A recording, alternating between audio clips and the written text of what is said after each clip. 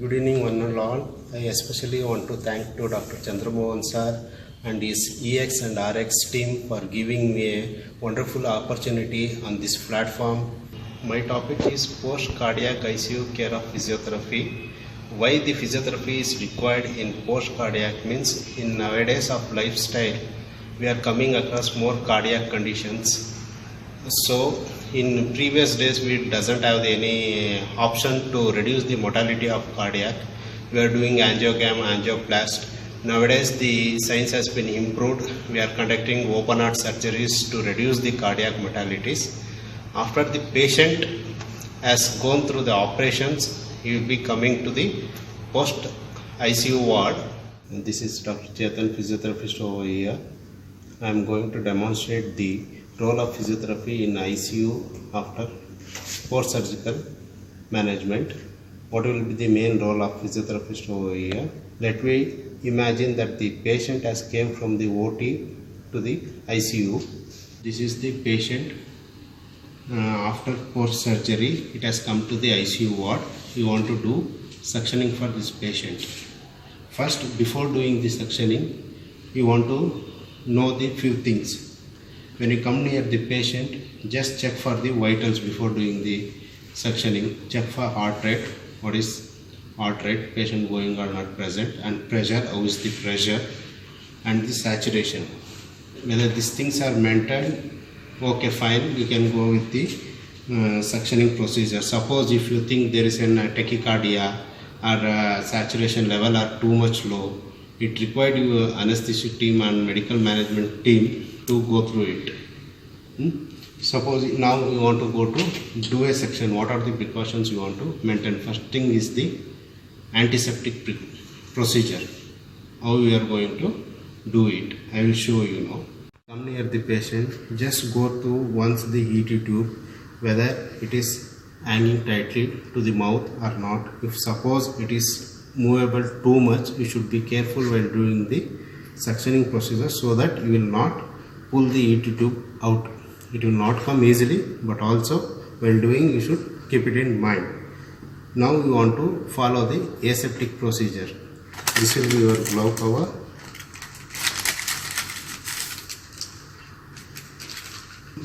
This will be the vacuum pump for you, which will suck the secretion.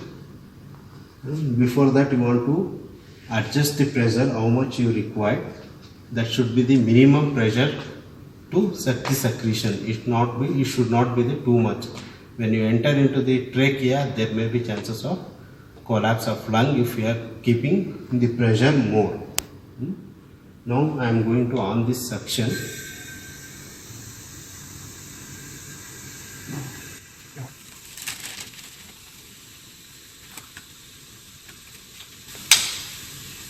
See, when you are picking the second globe, you should not carry from here. It is an unhygienic one. It is not a correct procedure to handle the second globe. You should go beneath this, pick up in your two fingers, apply in this manner. Now, this will act as a unhygienic one. This will act as a hygienic hand. Why I am saying this one is, this will be our sterile hand, right hand, your dominating hand. Left it will be unsterile hand. Now with the unsterile hand, you want to hold the catheter over here. If suction is going on, you want to off it. In other techniques, there will be having a button for you so that to on the suction and close the suction. Here with manually you want to close it and off the suction, and this will be your sterile area. Note that this tip should not touch to any other part of the body or any materials, so that we can introduce an infection to the lungs. From outer any bacteria, virus will be introduced inside to the lungs. Okay. With the help of your nursing staff and the other staff, you can ask them to remove the connection of ventilator. Before that, make sure that you have increased the FiO2 to 100. during the suction, because when you remove this one, patient will not be getting oxygen to the body. So make sure that you make the FiO2 100% during and before the suction for 1 minute. After a minute, just with the assist of your nursing staff, disconnect the ventilator support. Your position should be in this manner in holding the ET tube. Then when with the off of the suction, you want to introduce the catheter slowly to ET tube. At the end, you will feel some resistance if the patient is unconscious. Then avoid going beneath that resistance. That resistance indicates that you are touching the carina. If the patient is awake, he will cough as soon as you touch the carina. That indicates 1 or 2 centimeter you want to take it back. Then you on the suction. Slowly you remove the suction catheter.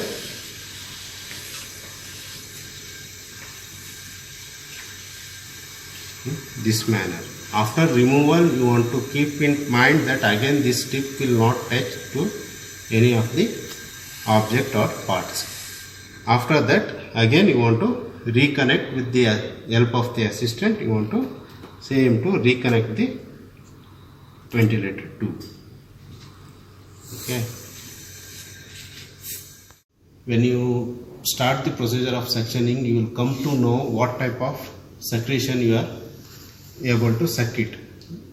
Suppose there is an pulmonary edema, the secretion will be like a fluid, watery type, but it will be mixed with some blood stains. That indicates it will be the pulmonary edema, but you want to go through the clinical findings also, but maximum 80 to 90% it will be pulmonary edema. Blood clots are the thick mucus. Then we want to decide what to be applied fluid to dissolve it. For thick secretion, you can go with the Mucomix. Mucomix, what you want to do is 1:1 ml of Mucomix, 1 ml of saline water. You can use the saline water. For in pediatric, 1:2. 1 ml is the Mucomix, 2 ml of sterile water you want to mix, and with the help of syringe, you want to introduce 1 or 2 ml into the ET tube. With the help of your 1 and 2 ml introduction of Mucomix into the heater tube, you can go with another 2 types of procedure. You can reconnect the ventilator tube to patient, but the thing is, when you reconnect the ventilator tube to the patient, the pressure what you require to mix the Mucomix into the lung area, it can't be that much possible. So the alternate method you can use with the ambu bag. Suppose there will be a segmental collapse or lobar collapse. To open that one, you require some amount of pressure from the exterior. For that, you can use the ambu bag. I will demonstrate you that one. See, we are connecting the ambu bag. Suppose we require the oxygen for the ambu bag. There will be one more connector over here to the oxygen outlet. You can connect this thing.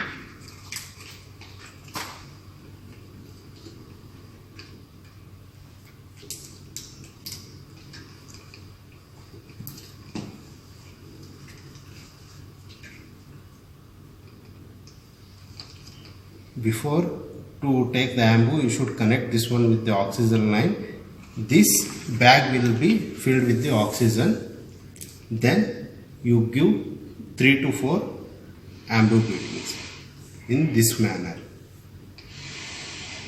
2, 3.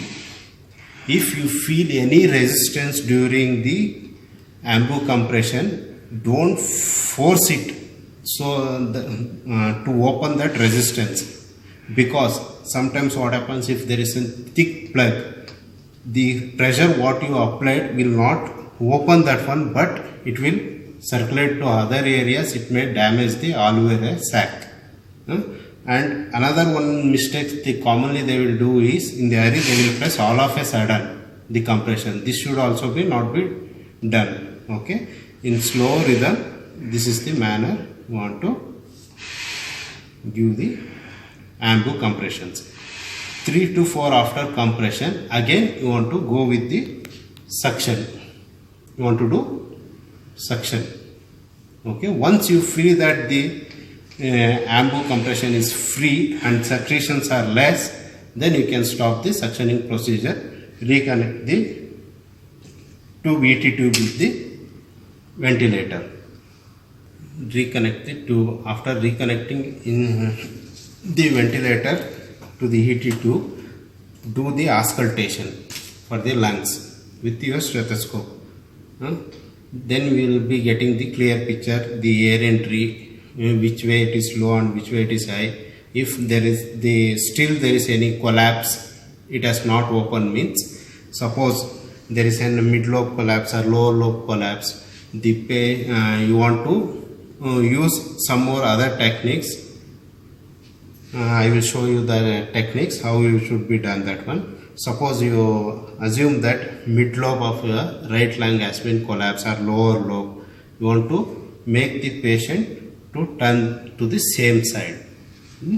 While making the patient to turn to the same side, you want to take care of the lines like neck lines or the drains to the patient. There will be ICD lines and catheter, and if there is an IABP, with the assist of your teamwork, you want to turn the patient to the same side, which side you are not feeling the air entry or identified as it is in collapse.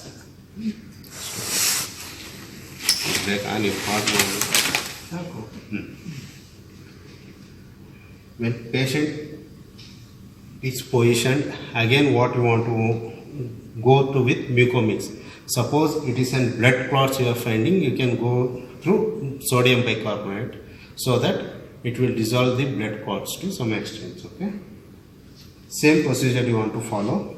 1 or 2 ml of mucomix you want to put in same position and do AMBU again 3 to 4 times. Then go for the suctioning. After suction, reconnect the ventilator. Leave the patient to 1 minute or 2 minutes in this same way. After 1 or 2 minutes, go to the neutral position of the patient. Again, you should take care of catheter line, neck line and ICD lines so that it will not clink. After coming to the neutral position, do the auscultation whether it is improved the air entry or not. If not, go to the opposite position.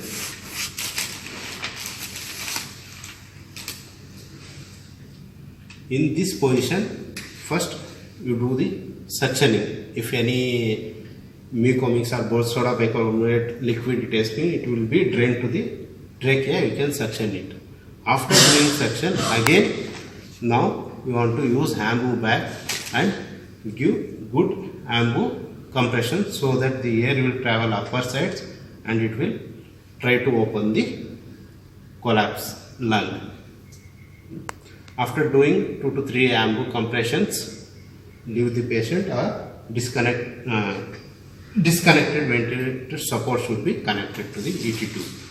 After that, you do the auscultation. When the air entry started, you may hear some crackle sounds so that the minimum air entry will be started to the patient. At this time, you can take the pillow support and keep some pillow for 1 or 2 minutes so that for the unconscious patient or to reduce the stress to the patient to manage the same position.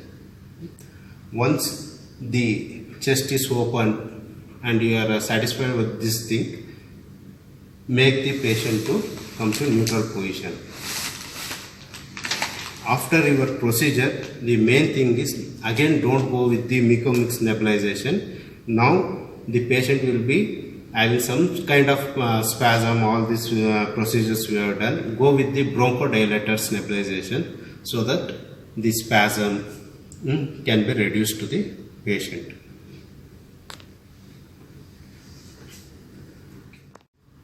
See, once the patient is extubated, what are the procedure we want to follow? Before doing extubation, make sure that you have done thorough suction so that to avoid post extubated complication like the secretions will be remained in the trachea, the patient find difficulty to cough out the secretions, etc. So before doing extubation, you should do thorough suction of oral, ET tube, everything, and extubate the patient. But after extubation, patient finds difficulty in breathing due to remembered secretions in the trachea. It may be in the lungs. And main role of our physiotherapy comes now to take it out that sputum from the patient to make the good saturation to be maintained to the patient. Now, once the patient is extubated, please make him to be in the comfortable position.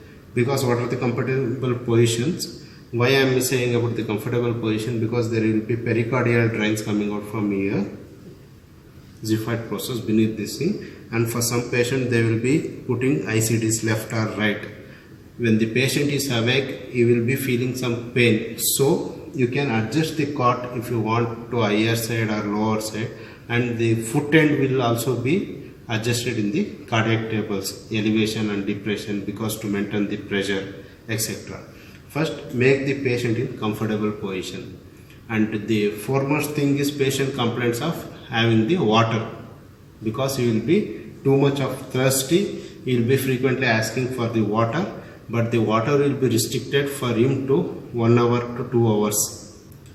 So alternative way that we can wet the patient mouth by giving some sips of water, so that it will not go into the stomach, half spoon or 1 or 2 drops of water, so that the throat may get wet. Now, after mouth wash and everything, now you want to advise the patient to do spirometer. When patient is doing good spirometer, it's nothing to worry. The breathing problem will not be that much for him. Suppose he is not able to do spirometer due to pain. First and foremost thing is we want to reduce the pain. You can go with the painkillers with the help of the anesthesia team or ICU intensive team. Just go through painkillers. Okay. After that painkillers also, if suppose patient is not able to do spirometer exercises, he will be scared of his operation procedures by seeing the tubes and everything. We want to give him psychological support and explain the things what will be happening if he is doing spirometer, how to improve the lung field. Okay, spirometer. Stop. Now, patient will be in the oxygen support with the mask or with the nasal prones. Nasal prones will be directly inserted to the nasal this thing. For nasal prones, you maintain 4 to 5 liters of oxygen, not more than that, because it may cause the bleeding in the nose. For mask, you can go through 6 to 8 liter also, no problem, because it will be going, there will be no force that that will injure your nasal. Suppose the saturation is not maintaining proper, then when the patient is extubated, he will be externally connected with the external oxygen support. It may be mask or the nasal prones. Nasal prones will be supported through nasal cavity, and the mask will be in this manner. The nasal prone oxygen supply we can go till 4 liters of oxygen from the oxygen pump. For mask, we can go till 8 to 10 liters, so that it will not harming the nasal canals when you give through mask. Okay. When now the physiotherapist role will come to make the patient to cough and remove the secretion. Before that, we want to assess the patient what difficulties he is suffering from. Some patient they will be suffering from pain, so that they will be not be doing good inspiration and expiration. If the reason is pain for them, you want to go to painkiller or the positions which will relieve him from the pain, so that he can breathe easily. And one more thing, the patient can be suffering with the breathing problem by gastric problem, because he will be not be having food for 1 or 2 days due to abdominal distension. It can reduce the movement of the lung, so that patient will not be able to increase the sternal volume. So if there is any such kind of thing you will come across, you can go for Pandy or gastric tablets, or there will be any IMs. Instead of going orally, you can go with IM or IV, so that the gastric problem will be reduced and patient will be able to breathe normally. Once the patient is overcome with this sort of things, now our role is to remove the secretions. For removing the secretions, now the role of physiotherapist after extubation of the patient. The role of physiotherapist is to maintain the saturation level as much as air, so that we should wean these external supports of oxygen. The external support of oxygen will be given from mask or from the nasal folds. So first come and assess the patient what pattern he is breathing of. Is breathing in the abdomen using diaphragm for breathing or not. Look about the chest movement, is whether he is moving his chest good enough, so that there will be increased oxygen flow. Whether he is using his accessory muscle for his breathing. When the patient is using accessory muscles for breathing, that indicates that he is reducing the use of diaphragm or the chest intercostal muscles, so that it may be due to pain. The majority will be due to pain. You will be avoiding the diaphragmatic breathing and the lateral chest breathing. So you want to guide the patient about the drains and give him a psychological support that nothing is going to happen if he breathe thoroughly. Guide the patient to use this diaphragmatic breathing by keeping your hand over the tummy belly, and say him to push the hand above and below. After that, to improve your side lateral costal muscles breathing, you can keep your hand laterally and ask the patient to push your hand while inspiration. You can do this technique for anterior 2, and advise the patient not to use his accessory muscles while doing inspiration. Then once the patient is doing good enough of inspiration, advise the patient to use spirometer. Once the patient is able to do spirometer, it's okay. If suppose the patient is not willing to do spirometer, so that he is getting the pain and inner around, you want to rectify that pain, reduce the pain by giving painkillers with the help of your team, ICU care workers like anesthesia or intensive care, this thing, to provide painkillers, so that you can improve the tidal volume and patient can cooperate to you. So once the spirometer is doing well, nothing to worry about it. Now you can go to other step, but this patient is not able to do spirometer. Then alternative way of teaching him to inspiration is by doing expiration techniques. Like we use the glow balloon technique over here. By preparing this, we ask the patient to exhale.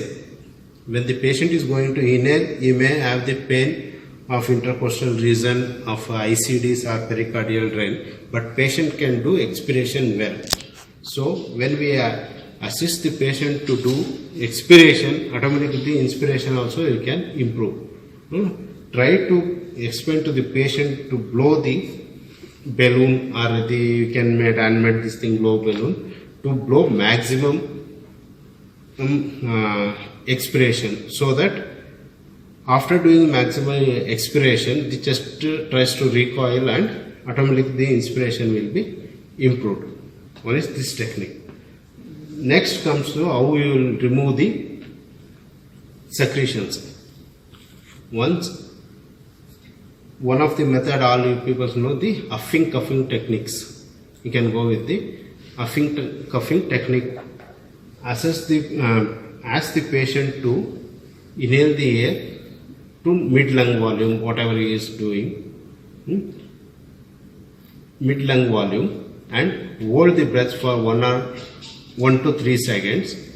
Then say the patient to do huff. At that time you can assist the patient in the lateral and give some compression during huffing. See, I will demonstrate you how to perform the huffing. Take mid lung volume, hold it for 3 seconds and say the patient to forceful huffing is required for him to do. Hold it for 3 seconds and say the patient to do huff in this manner. This will remove the secretion from the terminal end of the bronchiole to the main tracheal set. The secretion starts to move from the terminal to main trachea. Once the main trachea, the secretions is collected in the main trachea, now by the incising the patient to the cough technique, you can remove the secretions from the trachea. Suppose patient has not having cough reflex, or he is avoiding to pain, and due to pain he is avoiding to cough, then we can go with the tracheal stimulation to trigger the cough. That tracheal stimulation, how we can do is, generally we can go with short neck patients. It will be a bit difficult for you to assess. For the long neck, you can go to the sternal notch for tracheal stimulation. See, this will be the iod bone. If you trace down, you can see the C cartilage of trachea.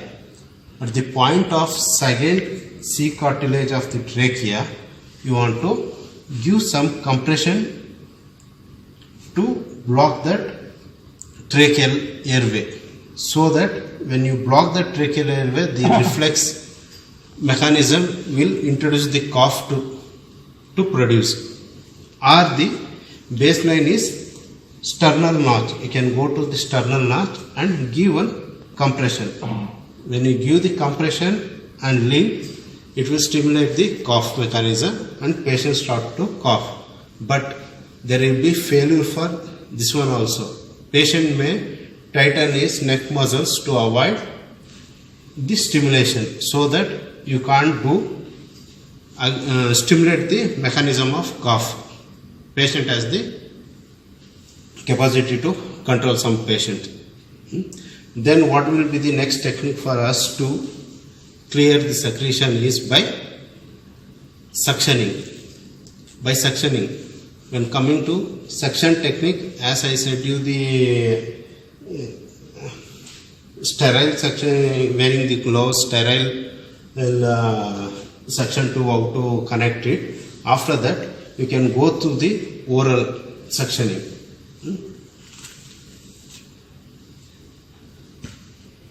Ask the patient to open his mouth and go to the nasopharyngeal area. For the measurement, what is the length of the thing you want to go is tip of the mouth or the tip of the nose to the angle of mandible will be your length of the nasopharyngeal area, so that you can go till that one and it may stimulate the cough, or you can do the suctioning. Suppose the patient is not cooperative or patient is unconscious, patient is not cooperative for you to do that thing, you can go to the nasal route and do the suctioning for that one. When you are going to the nasal route, make sure that you want to use some lubricants to the suction catheter so that the patient will not feel any irritation to go to the nasal cavity. When you are entering the catheter to the nasal cavity, keep an eye on a monitor, especially the vagal nerve can be stimulated and it may cause bradycardia and may cause arrest for you. And whatever the procedure you are going to do, just explain to the patient to cooperate with him. The measurement of the catheter you can do is from the tip of the nose to the angle of the mandible, so that it inserts you to go till the nasopharynx area to clear the airway. Now you want to remove the secretion from the trachea. When you want to remove the secretion from the trachea, you want to keep in mind that whenever you are inserting the catheter from nasal, keep in mind that whenever the patient is going to take the inspiration, at that time you are going to proceed to the inner layer of the trachea. When ask patient to breathe, when the patient is inspiring, the inspiration process is started, just you push the catheter inside so that it will go to the trachea by avoiding entering to the esophagus. Once it has been entered to the trachea, you will may feel some resistance. That indicates you are entered to the carina, as I explained you before too. Once it touches to the carina, patient will get a cough reflex. Patient will be coughing.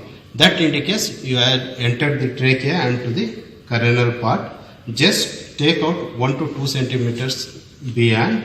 Then ask the patient to breathe normally.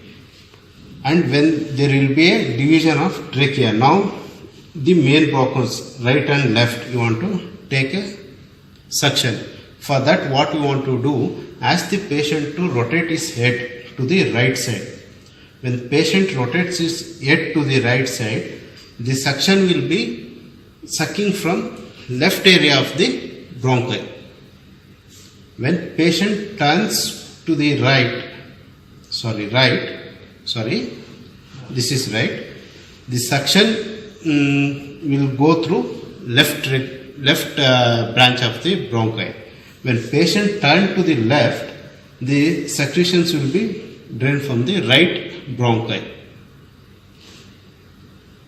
And the process of this thing should be less than 15 seconds while you are removing the catheter. Okay. For measurement of the catheter from nasopharynx and the nasotrachea, I will say you. For nasopharynx, the measurement I said you, tip of this thing to mandible. In the adult, this thing, what happens, it may be from 16 centimeters for nasopharynx length. For old child, it may be from 8 centimeters to 12 centimeters. In infants and young child, it will go for 4 centimeters to 7.5 centimeters. And when you want to enter the trachea, you want to know the length of the catheter, how much you can insert to reduce the damage. In nasotracheal measurement for adult, you can go to 20 centimeters.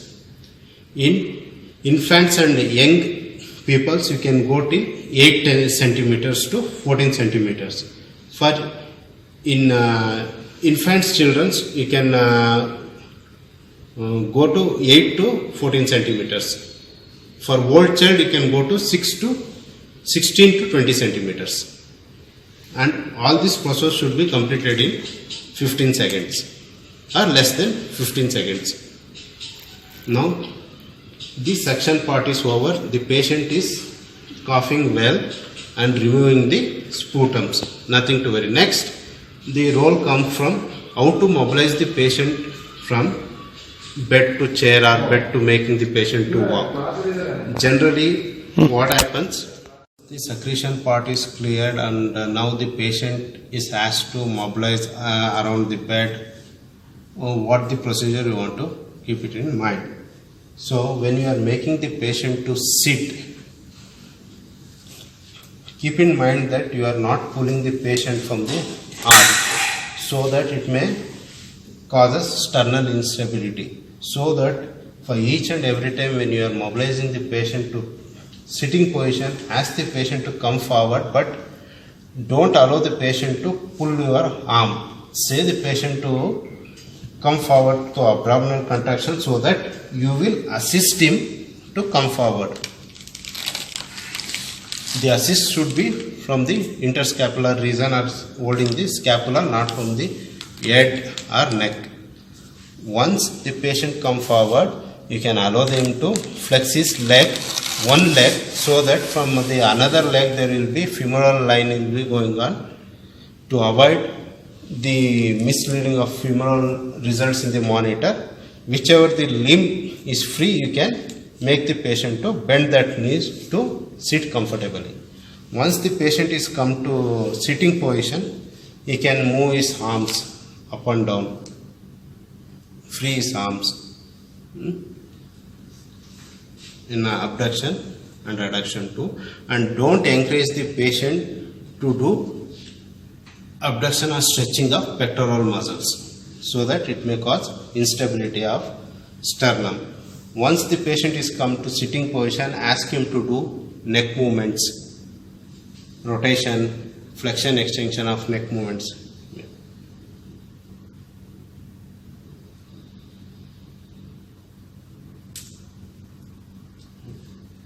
Right and left. Rotation. Opening the eyes. Ask the patient any dizziness or ask the patient whether he is getting any dizziness or blurriness of vision. I think if he is not getting that kind of symptoms, then you can proceed with sitting position and sitting exercises for him. Make sure the catheter line, everything is free. Come this way.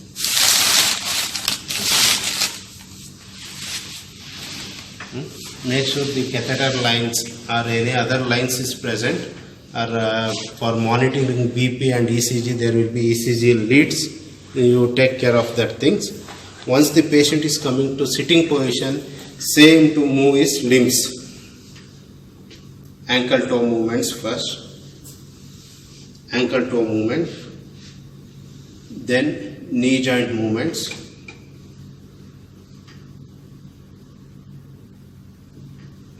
Once he is comfortable to this, do this kind of movements, guide the patient to come to standing position.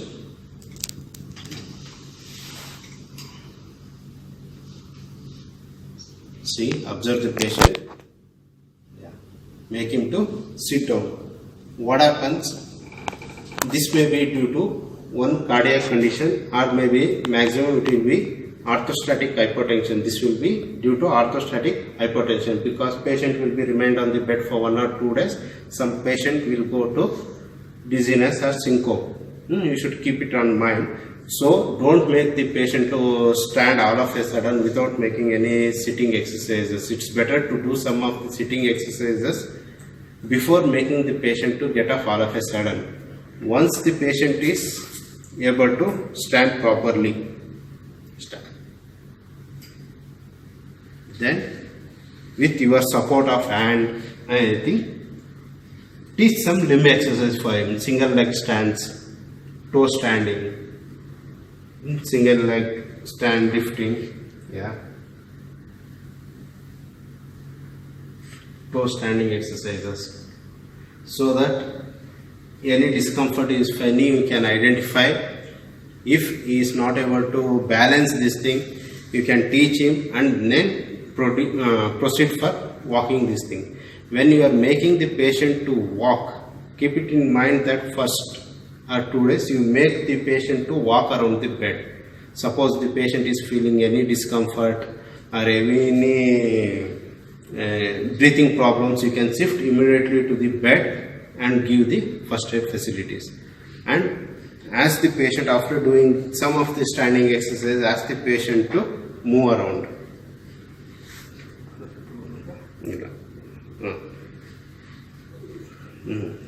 When patient is taught to walk, especially when it is CABG, in CABG what happens, they will be taken graft from the leg. So there will be pain or due to weakness of muscles, the patient will start to hobble. So what you want to guide is take more base of support for him before walking, because patient will use less base of support to walk in the fear. It will create him imbalance. The base of support is more, with less balance you can balance your body. Center of gravity will be acting inside the base so that it can control the body.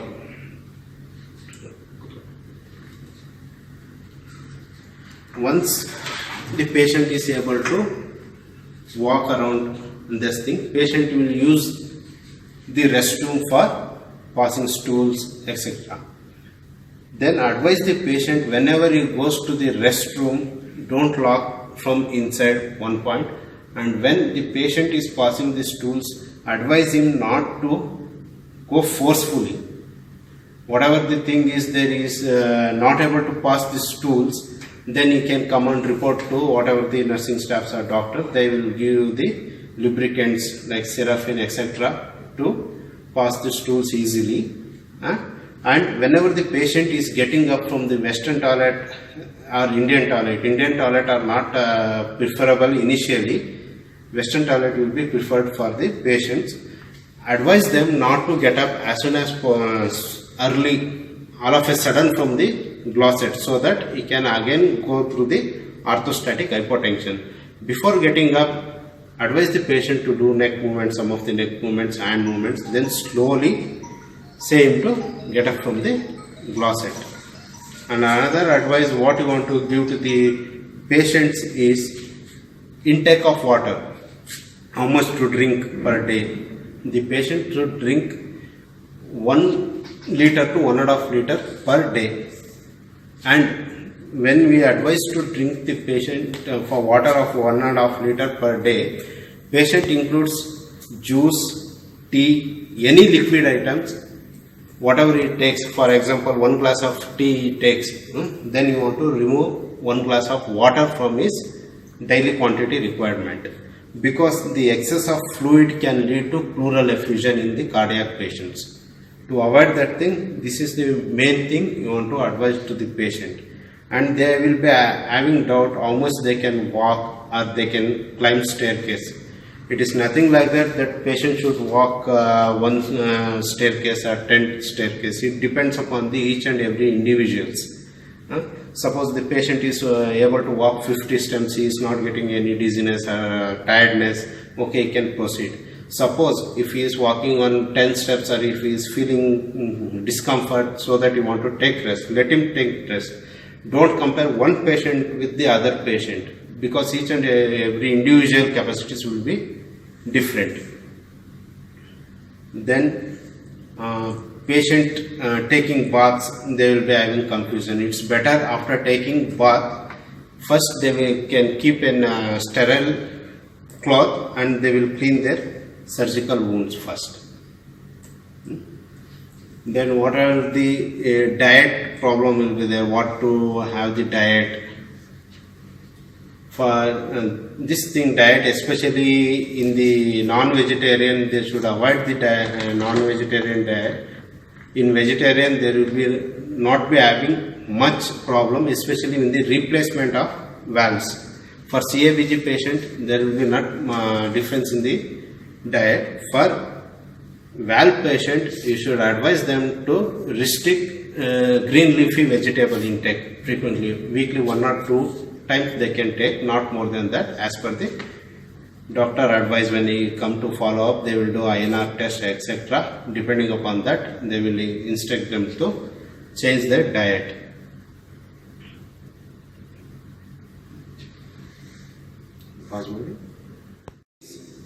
Lifting the weights. Advise the patient not to lift more than 2 to 5 kgs till the month of 3 to 4 months, so that there will be an sternal instability for the patient. And stretching activity, overstretching activity should be avoided for 2 to 3 months. And not only the lifting weight, pushing, pulling and carrying weights above the shoulder level should be avoided for 3 to 4 months.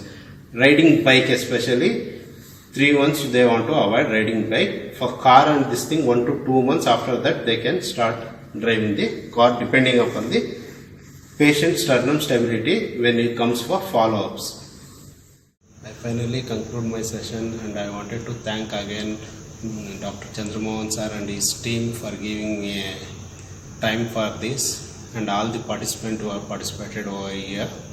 And I used to say that theory and practicals will be a lot of more difference. In my experience, each and every patient will be a guru for you, because why I am saying is this one: each and every patient will use new technique to overcome our advisors. We want to rectify that one and correct it, and advise how much is possible for the patient, give a good advice, because we are the one physiotherapist who will be having more time to interact with the patient when compared to other staffs. Thank you.